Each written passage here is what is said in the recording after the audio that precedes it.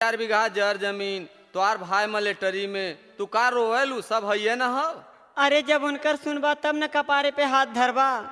बीड़िया पियत आवे धुआं उड़त हो खोखत आवे ना। अच्छा वे समय भेटाई कहाँ पहले। बीड़िया पियत आवे धुआं उड़त हो खोखत आवे ना। मोरा सैया जी दमहवा खोखत आवे ना। मोरा सैया जी दमहवा खोखत आवे ना। तो तू इतने बदे बहनिया परेशान है। अरे का करी हो भैया, बड़ा पियना मिल गयल। ई कौन बड़ी बात है रे। अरे सारे के टीबी भैल एक बार बक्सर चल के दिखा दे अपने मान वहाँ टीबी का दवाई मिला ठीक हो जाई मजे का चंगा हो जाई लगी कमा के खियावे। तो पैसा वैसा तो ना हो।